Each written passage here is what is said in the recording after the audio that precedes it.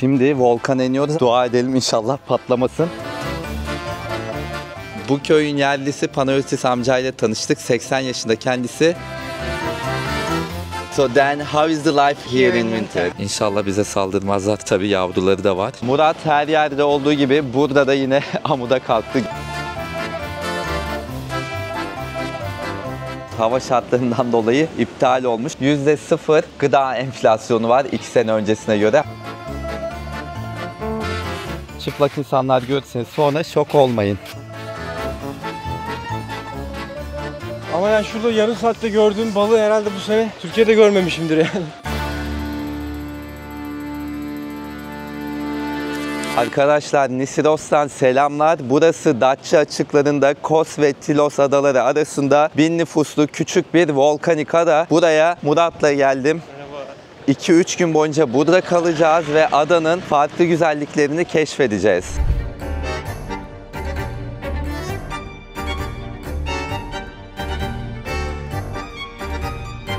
Bu benim adaya ikinci gelişim. En sevdiğim yanı da böyle geleneksel yapısını korumuş olması. Bir de köyleri gerçekten çok güzel ve en önemli özelliklerinden biri de adada hala aktif bir yanardağ olması ve bu yanardağın oluşturduğu bir krater bulunuyor. Kendinizi sanki uzayda gibi hissettiren, onu da hep birlikte gezeceğiz.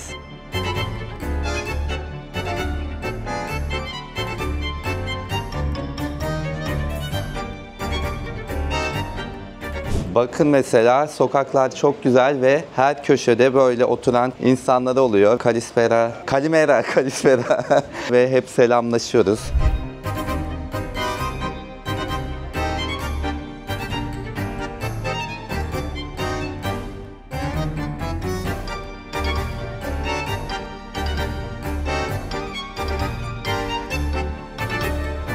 Sahildeki kafelerden birinde önce bir kahve molası verip sonra kiraladığımız araçla köyleri gezmeye başlayacağız ve volkana gideceğiz.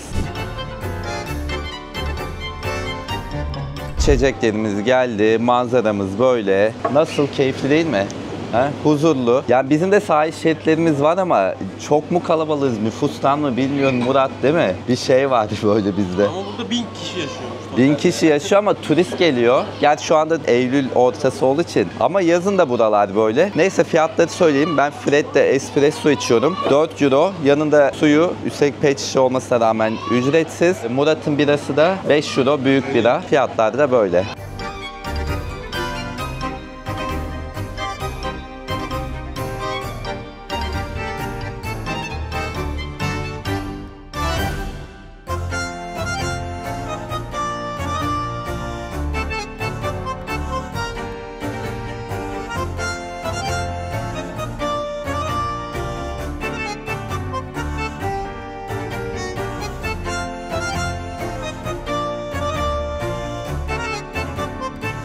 Şu anda Emporios köyündeyiz. Burası merkeze araçla böyle 15-16 dakika falan mesafede, tepelerde bir köy. Manzaralar inanılmaz güzel ve çok güzel evler var. Ama birçoğu terk edilmiş. Galiba 1950'lerden sonra nüfus buradan ayrılmış. Şu an galiba 30-40 kişi falan sürekli bu köyde yaşıyor. Ama gerçekten görülmesi gereken bir köy bence. Şu arkamda gördüğünüz dağlarda Knidos, yani bizim Datça Yarımadası'nın en batı kesimleri. Datça videom var. Onu izlerseniz oradan da buranın manzarasını çektiğim görüntüler var.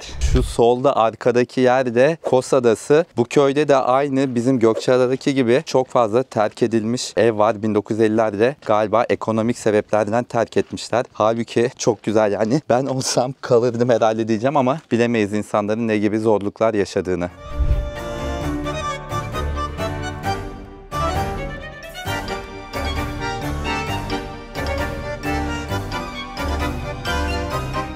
Buranın volkanik bir ada olduğunu söylemiştim. Yuvarlak bir şekli var böyle 8 kilometre çapında. Adanın etrafı yüksek dağlarla çevrili ama ortası böyle bir çöküntü. Bu işte yanardağın kraterinin çöküntüsü. Bu köyden sonra zaten oraya da gideceğiz ve daha detaylı bir şekilde göstereceğim size.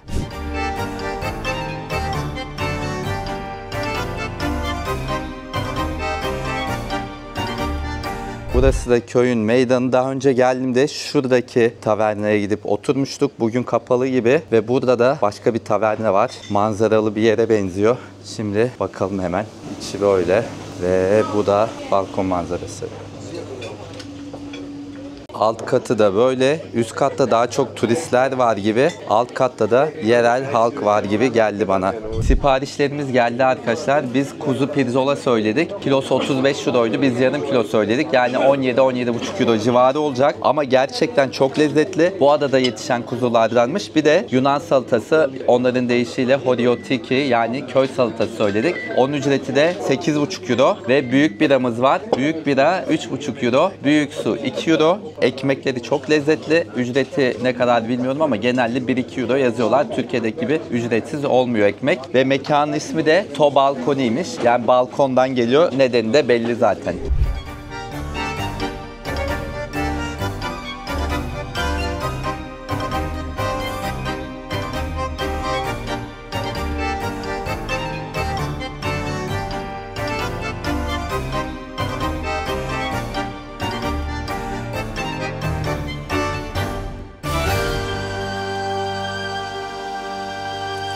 Arkadaşlar size biraz da volkanı anlatayım. Bu arkamda gördüğünüz volkan belli oluyor mu boyu bilmiyorum. Devasa bir boyu var. Zaten insanlar falan böyle karınca gibi görünüyor. Burası en son 1888 yılında patlamış. O günden beri bir patlama olmamış. Ama yine de küçük de olsa hala bir risk var. Bu arada buraya gelirken yollar da çok ilginçti. Mesela bir anda böyle zeytinliklerden Arizona çöllerine ışınlanmış gibi olduk. Böyle çok acayip bir etkisi var insanda psikolojikman. Şimdi volkana iniyoruz ama girişte bir yazı vardı. İniyorsanız eğer risk size aittir diye. Dua edelim inşallah patlamasın. Neyse kokuyu alıyor musun Murat? Bu çok kötü ya. Değil mi? Çok kötü. Bu böyle bozulmuş yumurta gibi mi diyeyim? Nasıl bir koku bu? Alışmıştık ama şu an çok arttı ya. Evet, ilk girdiğimizde bir koku vardı. Sonra gitti o. Burnumuz alıştığı için herhalde aşağıya yaklaştıkça daha da arttı. Kükürt kokusu. Kükürt değil mi bu? Evet.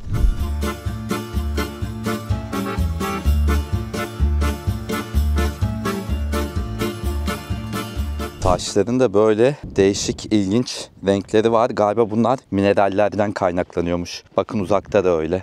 Kraterin içine girince koku daha da arttı. Berbat ama acaba zemin sıcak mı? Murat sence? Bakalım abi. Bak bakalım. Murat arkadaşlar gittiğimiz her yerde böyle amuda kalkıyor. Köyün dar sokaklarında duvarlara tırmanıyor. Nasıl, sıcak mı? Yo normal Ha? kum zemin. Harbi mi? Bakıyorum da gerçekten sıcak ya. Normalde de yere dokunsak böyle olur mu acaba? Olur ya, güneş var ya da. Ondan mı diyorsun? Çünkü sıcaklık var. Allah'tan rüzgar esiyor. Şu an hava herhalde 26-27 derece ama rüzgar estiği için çok hissetmiyoruz.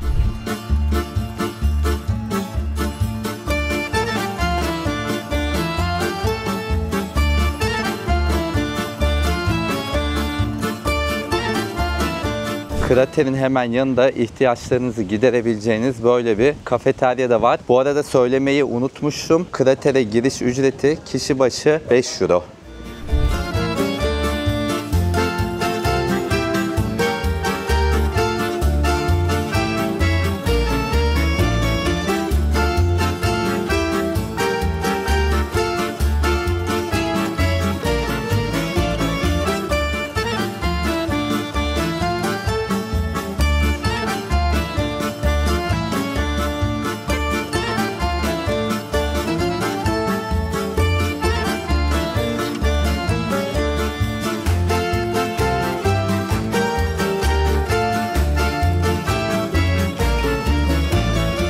Nikya köyüne gitmeden önce hemen aşağısındaki Avlaki plajına gelelim dedik. Mayolarımızı da hemen arabada değiştirdik. Bakalım inşallah güzeldir deniz.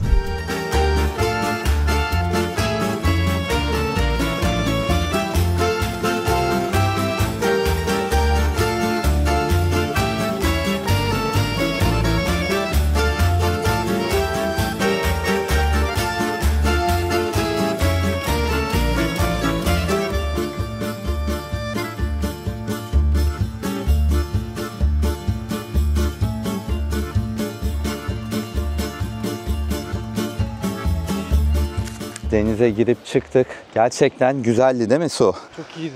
Murat bayağı da bir daldı. Yarım saatten fazla. Ben bizim Antalya'da falan da dalıyorum. Ama yani şurada yarım saatte gördüğüm balığı herhalde bu sene Türkiye'de görmemişimdir yani. Değil mi? Evet. Ve karşı kıyılar bizim dalış yapan herkes aynı şeyi söylüyor. Yani bu kadar yakın olup Karşısı bizim orası yani. değil mi? Neden bizde balık yok da buralarda var? Gerçekten hepsi buraya gelmiş. Şimdi hepimiz aslında sebebini biliyoruz ama İnşallah düzeleceğiz.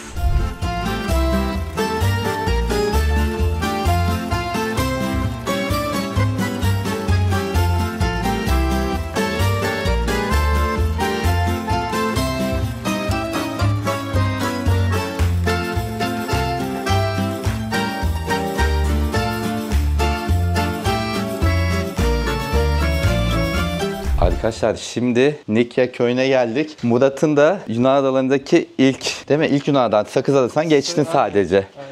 Çok temiz, sade bir köy ya. Böyle. Her şey aynı gibi bir düzen içinde.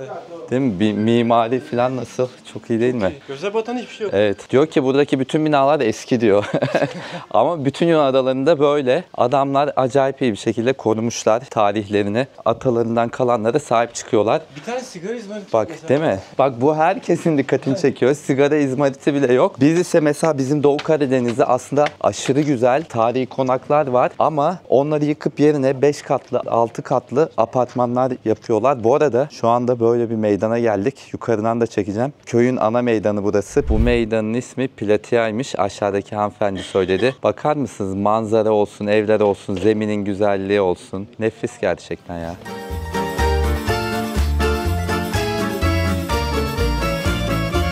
Bu köyün ilginç özelliklerinden birisi şu. Gördüğünüz gibi arkamda Ege Denizi manzarası var. Ama bu taraftan baktığımızda da bugün gittiğimiz volkanı görebilirsiniz.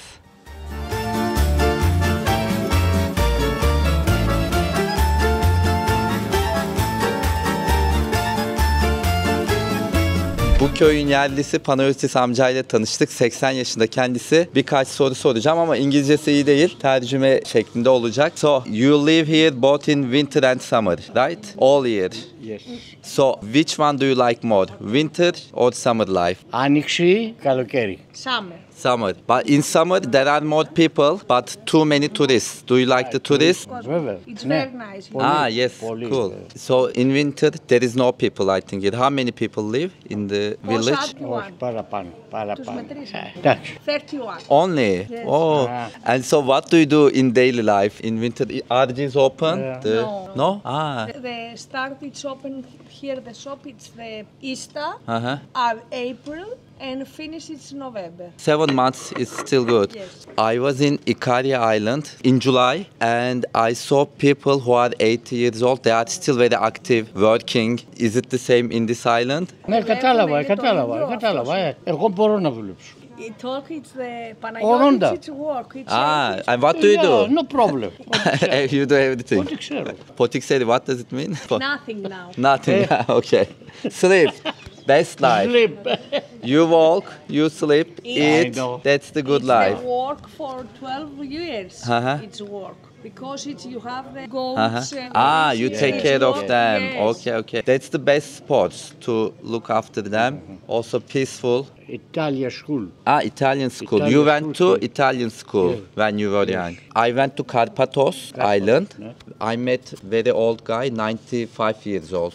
He told me during Italian times they were not allowed to speak Greek Yes, language. so the same Ah, here. same because- here. Yes. Okay. That's so sad. So you speak Italian? No, no, no, no. No, you forgot. Greek, Greek. Greek. I know only Greek words. Kalimera, Kalispera, Kalinifta, Efaristo. And the food names, same in Turkish. Karpuzi, Levreki, Calamari, Ahtapoti. They are the Bravo, same in bravo. Turkish. I know many Greek words. Πολύ καλά, πολύ καλά, μπράβο. It's Μπράβο. good. Efaristopoli. Παρακαλώ.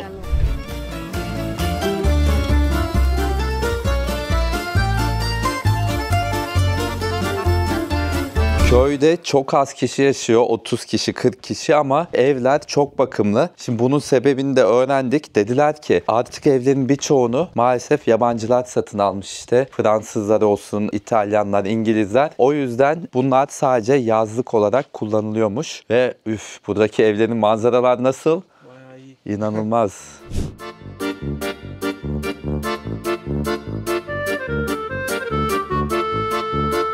Arkadaşlar burada şu ev çok güzel ama daha da güzeli buraya kendi bahçesini yapmış. Bakar mısınız manzaraya ya? İnanılmaz, tam keyif yeri.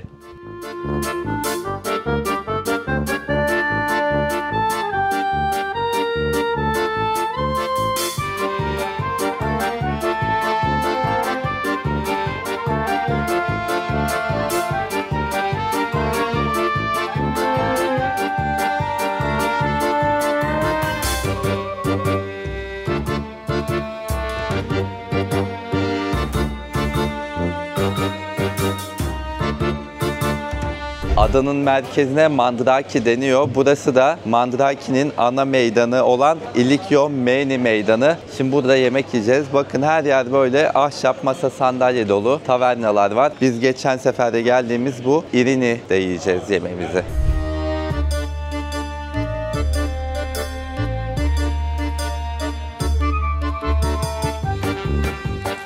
Neler sipariş verdik? Karidesli makarna. Gerçekten çok güzel ve fiyatı 16 euro. Lezzetine bayıldım. Onun dışında yine her zamanki gibi salata söyledik. Yunan salatası, o 8 euro. Bir de tabii ki ızgara ahtapot, biliyorsunuz en sevdiğim şey. O da 18 euro ama o kadar çok bacak var ki Murat ilk defa Yunan adasında yiyor ve çok şaşırdı bu kadar büyük olmasına. Sizin için yorumlayacak şimdi ahtapotu. Ya ben bir Yunan adasında ilk defa ahtapot yiyorum. Türkiye'dekilere göre biraz daha sert gibi. Ama böyle tadı biraz daha farklı bizim oradakilere göre. Beğendin mi? Beğendim. Güzel. Yani çok o kadar yumuşak değil ama ayrı bir tadı var yani. Uzomuzun fiyatını söylemeyi unutmuşum. 20'lik uzo da 8 euro arkadaşlar. Arkadaşlar hesabımızı öderken restoranın işletmecileri dedi ki uzo bizden olsun. Murat da şaşırdı. Alışkın değil tabii o. Aynen. Bizim ülkemizde Evet. alkol en pahalı şey. Biz buraya dün akşam da gelmiştik. Videoyu çekmeye bugün başladık ama dün akşamdan geldik biz adaya. Yunanistan'da böyle bir yere 2 gün peş peşe giderseniz hemen size bir şeyleri muhakkak ikram ediyorlar.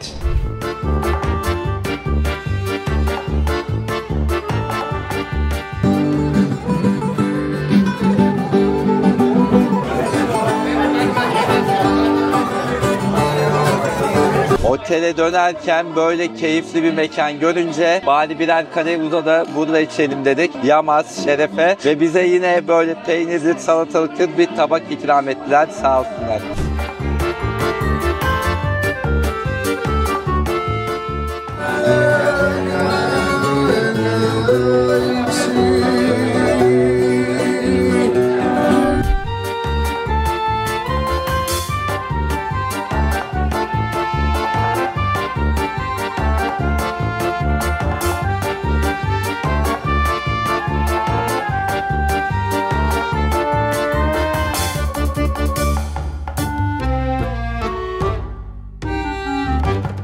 Arkadaşlar günaydın. Boğazımdaki sorundan dolayı 2 gündür sesim böyle. Kusuruma bakmıyorsunuz inşallah sizi bu sese maruz bıraktığım için. Neyse, eğer videomu buraya kadar izlediyseniz öncelikle size teşekkür etmek istiyorum ama tabii ki yine bir ricam olacak. Eğer bu videomu gerçekten beğendiyseniz beğen tuşuna basar ve abone de olursanız çok sevinirim. YouTube'un istatistiklerine göre %80-85 kadarınız videolarımı televizyonlarınızdan izliyorsunuz. Televizyondan abone olmak biraz daha zor olabiliyor. O yüzden size şunu tavsiye edeceğim. Şu anda televizyonun kumandasını elinize alıp öncelikle bir bu videoyu durdurmanız. Hemen ardından da elinize telefonunuzu alıp YouTube uygulamasında Orçun Dalarslan diye kanalımı aratıp abone ol tuşuna basmanız. Ama tabii ki sadece abone olmak değil, hazır telefonu elinize almışken tabii bir de yorumda yazarsanız videoma çok sevinirim. Çünkü siz yorum yaptıkça videolarım daha çok kişiye erişiyor ve bu da beni daha çok video çekmek konusunda motive ediyor. Şu anda takipçim 35-36 bin civarı. Bunu kısa sürede 40 bin yaparsak gerçekten çok mutlu olurum. Çok teşekkür ederim.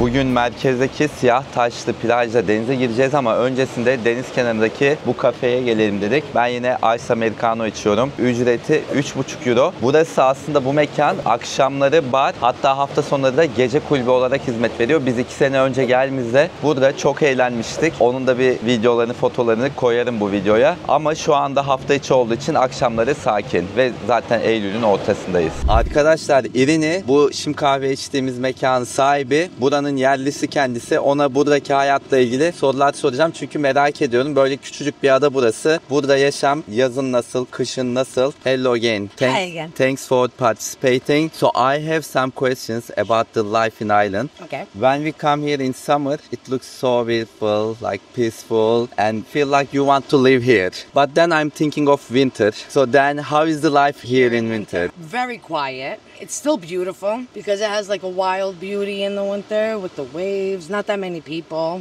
There's only 1,000 people that live on the island, but you don't see all the 1,000. And You it's see mostly older people, right? older people, yes. You see about maybe 50, 100 during the day walking around, but it's still very beautiful in the winter. Some people, some tourists like to come more in the winter. Really? That have houses here and they come in the winter because they like it more quiet. But I love it. I've been here 17 years now. You said you Came used to from New live York. in Yes, I was born and raised in New York. My family's from here. Okay. I used to come on vacation every summer. I met my husband and decided to move here. So your husband is from the island Yes. as well? Yes. And so how come you decided? Is it just love or you wanted to live here? Look, he didn't want to come to New York.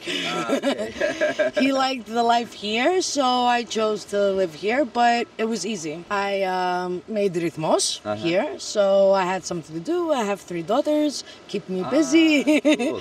And when you came, did you speak Greek so good or? Not that great, but now I'm getting better. Okay. But the kids, they speak They speak perfect Greek. perfect. Yes. Nice. And how long have you had this place open? 10 years. 10 years. 10 years. Yes. And is it open in winter as Yes, well? it is. That's good Yes, to we're hear. open all year round. Because I heard most of the Yes, cafes, they most close. of the restaurants close. Some cafes stay open though. So if we come here in winter, there are some places to. Yes, of course. And what do the young people do? Teenagers or like those in 20s? Do they get bored? How old are your kids? My oldest is 20. 20? Yes. How old are you? Come on. 43. No way. My oldest is 20, 17, and 15. Look, once they finish school here, because they go to high school and they finish, they go off to college. And when they go to college, they go to other places. That's what they usually wait for when they turn 18 and to go away. But when they come back for the summer, Christmas, Easter, there's not much to do on the island. That's why when I had made the Rhythmos, I made the playroom upstairs for the kids to play PlayStation, cards, game boards, go to the gym. They like most of the kids play volleyball here and soccer. So like do they complain that they get bored or? Yes, they always say, can't wait to get older so we can leave. But they're young, they don't understand the beauty of the island, I think. When you get older, you understand the value of this silence. So like there is a high school here. Yes. How many students are there? Junior high and high school all together, I think it's 57 kids. Only. Yeah. Like if you were given chance to move back to the US, would you go or would you No. prefer living here? No, I prefer it. Definitely, yes. I do agree with you. Yes, I like it here better. It's like me living on vacation all the time. Yeah. That's why I love it. Thank you so much for all the Thank you, information. thank you, and I hope you Nice to enjoy meet the you rest again. of your vacation. Thank you. Thank you.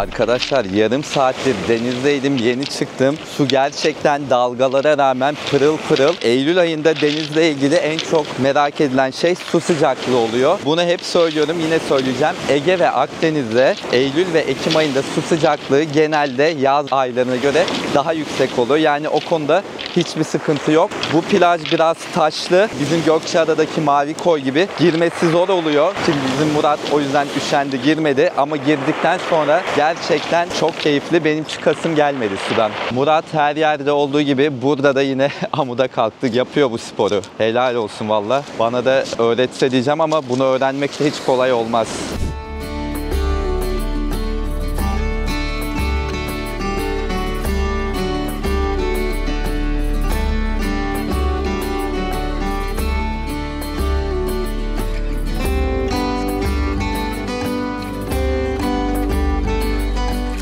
Arkadaşlar bu adanın plajları vasat, böyle şey için çok gelinmez, deniz tatili için, ama güzel mimari göreyim diyorsanız, böyle lezzetli yemekler yiyeyim, işte kafelerde oturup keyif yapayım, huzur bulayım diyorsanız bu ada tam size göre bence. Nasıl gelindiğini de hemen anlatıyorum. Öncelikle buraya gelebilmek için bizim Schengen vizemizin olması gerekiyor. Ama yeşil pasaportunuz varsa vize almanıza gerek kalmıyor. Aynı şekilde Avrupa'da oturum izniniz varsa da vize almadan gelebiliyorsunuz. Bir de maalesef burada kapıda vize geçmiyor. Peki nasıl geliniyor? Hemen onu da anlatıyorum. Feribotla öncelikle Bodrum'dan Kos'a geçmeniz gerekiyor. Kos'tan Nisidos'a günde bazen 2 bazen 3 defa feribot oluyor. Bodrum-Kos feribotları gidiş dönüş 44 euro. Kos'tan buraya ise biz gelirken mesela 9 euroya aldık biletimizi. Dönüş biletimiz ise sadece 7,5 euroydu. Fiyatlar bu şekilde.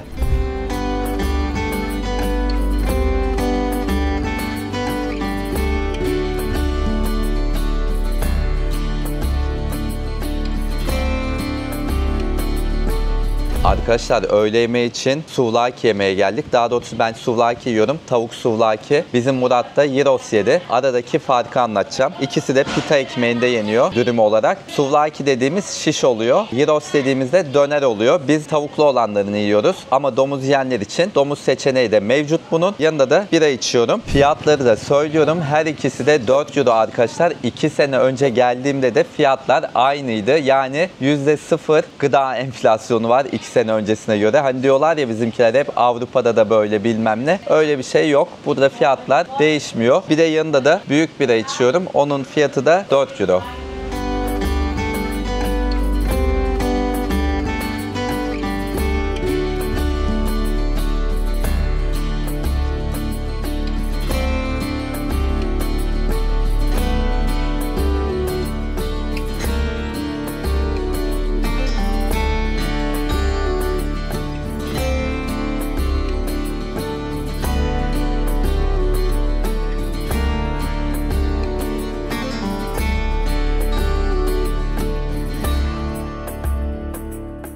Arkadaşlar şimdi Pahio Ammos plajına geldik. Burası böyle arabayı park ettikten sonra 10 dakikada yürüyerek gelinen bir plaj ve Nisidos'taki nadir kumlu plajlardan birisi. Plaj aynı zamanda çıplaklar plajı olarak da biliniyor. O yüzden hani buna da hazırlıklı olarak gelinmesi gerekiyor. Çıplak insanlar görürseniz sonra şok olmayın.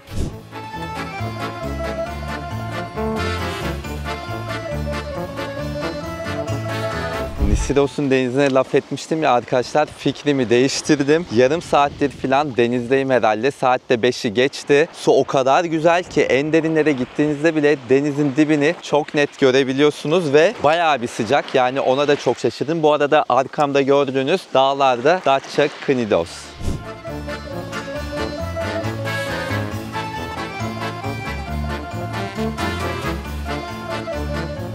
Klasik elimi suya sokma testini burada da yapıyorum. Bakın hafif çırpıntılı dalgaya rağmen suyun içindeyken bile elim çok net görünüyor. Hatta ayaklarım bile görünüyor.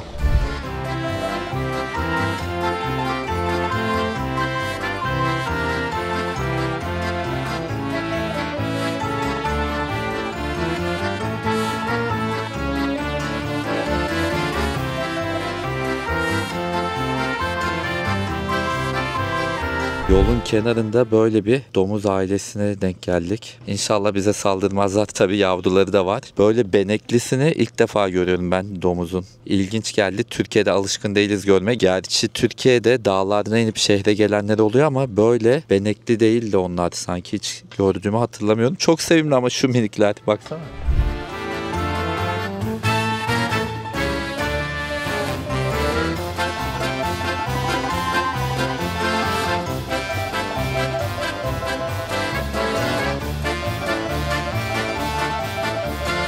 Arkadaşlar otelde üstümü değiştirip hemen gün batımını izlemeye geldim merkeze. O kadar güzeldi ki size anlatamam. Neyse gün batımının güzelliğini anlatamıyorum ama size otel ve araç kiralama konusunu anlatacağım şimdi. Gelmeden önce otel sitelerine bakmıştım. Çok az seçenek vardı ve fiyatlar da yüksekti. Ben dedim ki gidince orada kapıdan hallederiz. Çünkü böyle küçük adalarda pansiyon tarzı yerler oluyor. Çok uygun fiyata ayarlayabiliyorsunuz ve öyle de oldu. Hemen limana böyle 100 metre mesafede bir otel tuttuk. Pansiyon tipi, böyle çok bir lüks ya da şık değil ama gayet konforlu ve çok güzel deniz manzaramız var. Kahvaltı dahil. O da fiyatı 60 euroydu. Yani kişi başı sadece 30 euro. Kahvaltısı da hiç fena değil ve üstelik otelin bir de termal havuzu da var ki şu anda Murat orada keyif yapıyor. Araç kiralama konusunda yine son dakika hallettik. Hemen o da limandaki bir firmadan 3 günlüğüne 80 euroya anlaştık ki aslında 1 ya da 2 gün tutsak bile yetermiş.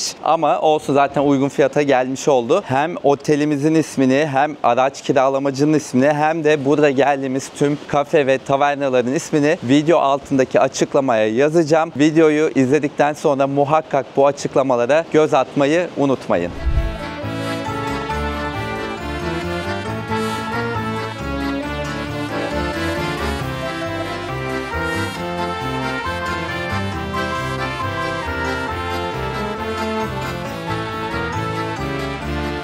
Arkadaşlar ben burada oturmuş böyle kahve keyfi yaparken feribot firmasından mesaj geldi. Yarın 13.20'deydi bizim feribotumuz. Hava şartlarından dolayı iptal olmuş. Ertesi gün gidebilirsiniz diyorlar. Başka bir firmanın da sabah 7'de var. Artık ona bilet alacağım. İnşallah iptal olmazsa onunla döneceğiz. Adalara gelince böyle şeyler olabiliyor. Hava şartlarından dolayı feribot iptalleri yaşanabiliyor. Hazırlıklı olmak lazım.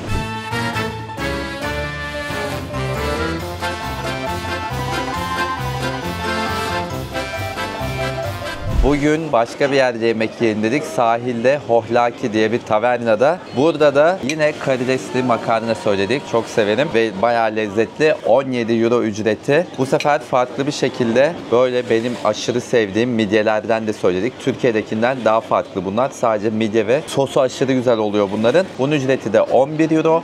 Yunan salatamız 8 euro ve büyük bira 4,5 euro. Bir de bu Yunan adalarında dikkatinizi çekmek istediğim bir konu var. Bakın böyle bizim masamızda da öyle, burada da öyle. Masaların üstüne kağıt seriyorlar önce ve birçok adada aslında bu kağıtların üstünde bir de o adanın haritası oluyor. Buradakinde öyle değil ama bu detayı da size vermek istedim.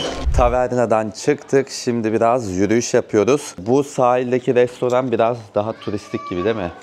Güzeldi makarna çok ama diğerleri ortalama. 3 gündeki en az beğendiğim yer burasıydı. Değil mi? Bakın belediye binasının olduğu bu meydanda her akşam çocuklar toplaşıp böyle oyun oynuyor. Keyifli keyifli.